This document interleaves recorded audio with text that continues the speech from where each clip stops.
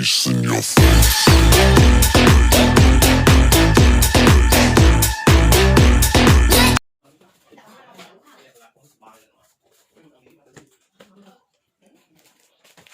Selamat pagi anak-anak. Baiklah, sebelum kita memulai pelajaran pada hari ini, ada baiknya kita berdoa di dalam hati. Berdoa dimulai. Berdoa selesai. Baiklah, hari ini kita akan belajar tentang sistem pernapasan. Sistem pernapasan itu kan terbagi menjadi beberapa bagian. Yang pertama yaitu alat pernapasan pada manusia itu terbagi menjadi beberapa bagian, yaitu yang pertama hidung dan rongga hidung, yang kedua tenggorokan atau faring, yang ketiga pangkal tenggorokan atau laring, yang keempat trakea, dan yang kelima bronkus, yang keenam paru-paru. Baiklah, apakah yang ibu kan sebut tadi kalian sudah jelas? Baik, ibu ulangi lagi. Yang pertama, alat pernapasan pada manusia itu terbagi menjadi 6. Yang pertama, hidung dan rongga hidung. Yang kedua yaitu tenggorokan atau faring. Yang ketiga, pangkal tenggorokan atau laring. Dan yang keempat, trakea. Sedangkan yang kelima, bronkus. Dan keenam, paru-paru. Itulah bagian-bagian alat pernapasan. Dan yang ibu akan menjelaskan juga tentang proses pernapasan pada manusia ini, yaitu yang pertama kan masuk hidung dan rongga hidung, lalu turun ke tenggorokan atau faring, terus lalu turun lagi ke pangkal tenggorokan atau laring dan ke trakea, lalu ke bronkus, baru memasuki paru-paru. Disitulah terjadinya sistem pernapasan. Terus di sini kita akan menjelaskan apa saja fungsi-fungsi alat pernapasan pada manusia itu. Yang pertama, hidung.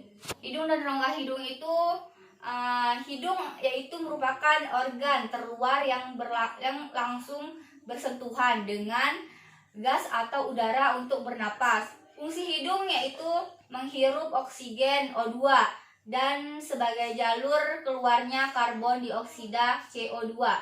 Sedangkan rongga hidung yaitu berfungsi untuk melembabkan, menghangatkan dan menyaring atau filter udara yang masuk ke tubuh. Bulu dan lendir mucus di dalam rongga hidung berfungsi untuk menangkap debu, spora jamur dan zat datang dari udara.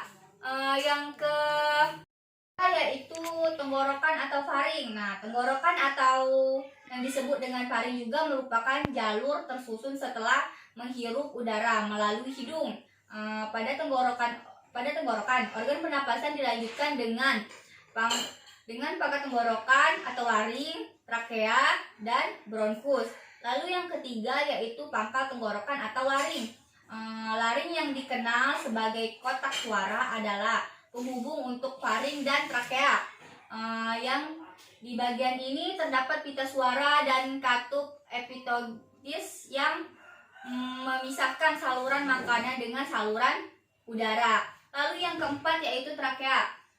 Trakea ini menghubungkan laring dengan bronkus dan menjadi jalan bagi udara dari leher ke bagian dada. Bentuknya seperti pipa. Terus fungsi utama sebagai jalur udara untuk masuk dan keluar dari paru-paru.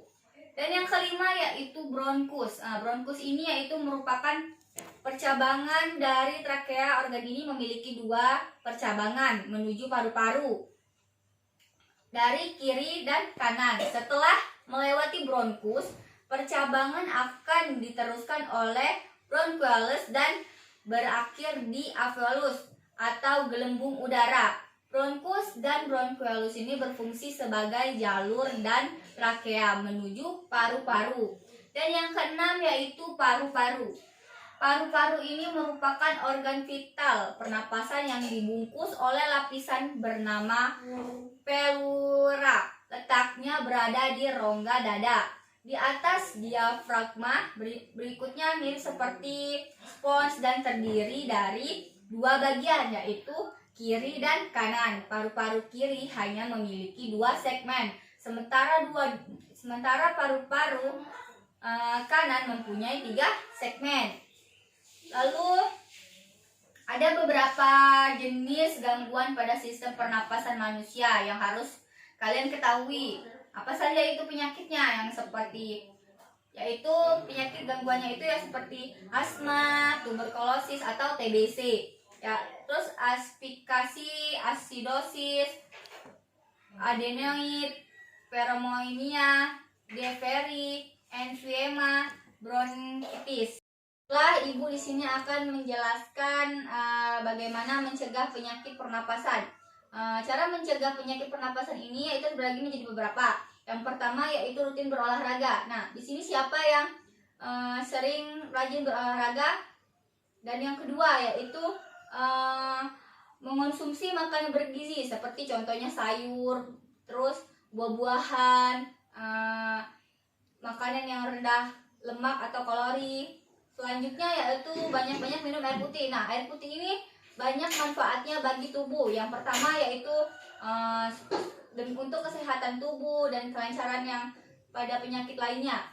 Lalu yang selanjutnya yaitu rajin mencuci tangan. Nah, rajin mencuci tangan ini ketika kita sedang sesudah melakukan kegiatan atau dari luar rumah, ada baiknya kita membersihkan tangan, kaki, dan bagian tubuh lainnya agar bersih dari bakteri-bakteri dari luar ataupun dari bakteri-bakteri dalam hal yang telah kita lakukan sebelumnya.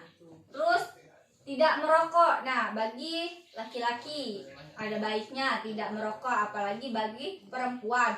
Nah, bagi perempuan ini kalau misalkan merokok dapat menyebabkan gangguan kehamilan atau penyakit lainnya. Begitupun dengan laki-laki, paru-paru itu sangat berpengaruh. Jika mengonsumsi rokok akan terkena penyakit yang mengenai paru-paru. Yang selanjutnya yaitu menghindari paparan polusi. Paparan polusi itu kan seperti debu-debu yang ada di jalan. Nah, di situ kan kita seperti lagi di jalan terkena debu-debu, itu kita akan batuk dan ataupun bersin. Nah, itulah dari bahayanya populasi akan menyebabkan gangguan pernapasan atau gangguan pernapasan pada manusia. Yang selanjutnya itu menjadikan rumah sebagai area asri. Nah, ada baiknya kan rumah itu bersih. Gimana misalkan rumah itu bersih, kuman-kuman atau bakteri-bakteri pun tidak ada. Maka dari situ paru-paru akan bersih, tidak batuk, tidak bersin, dan sebagainya. Selanjutnya yaitu mendapatkan vaksin. Nah, vaksin ini kan berguna untuk mencegah bakteri atau penyakit yang datang untuk tubuh kita. Dimana di sini ketika kita menggunakan vaksin, dimana tubuh kita akan menjadi lebih kuat atau menolak penyakit-penyakit atau bakteri-bakteri yang akan datang dari luar atau dari teman yang memiliki penyakit lainnya, sehingga kita tidak mudah tertular atau menjadi sakit seperti orang tersebut. Dan selanjutnya yaitu memeriksa kesehatan pribadi secara berkala. Nah, ada baiknya kita memeriksa kesehatan kita di puskesmas atau di rumah sakit. Bagaimana apa ada penyakit lain atau yang kita tidak ketahui. Maka dari itu disitulah cara mencegah penyakit pernapasan pada manusia. Karena pernapasan manusia ini terjadi yaitu karena debu-debu, mudah sekali dengan bakteri-bakteri yang kita dapat dalam kehidupan sehari-hari. Oleh karena itu jangan lupa untuk berolahraga, mengkonsumsi makanan-makanan yang bergizi, minum vitamin, dan menjaga kesehatan tubuh kita sendiri agar pernapasan kita lancar, paru-paru kita sehat, dan organ lainnya juga sehat, serta tidak terkena penyakit. Dimana kalau misalkan kita bersih, menjaga kesehatan dan lain-lain, hidup kita akan sehat. Yaitu untuk keuntungan kita sendiri, agar tidak kan kalau misalkan kita terkena penyakit, kita harus berobat dan menahan sakit itu sendiri. Baiklah, itu penjelasan dari Ibu. Mulai sesudah ini kita akan memulai permainan games. Kita akan memainkan games yang berupa monopoli. Nanti ibu bagi per kelompok, satu kelompok ada 2 orang. Nah, di mana di sini terbagi menjadi 4 kelompok atau 3 kelompok. Nanti ibu tunjuk siapa yang bermain di dalam game ini.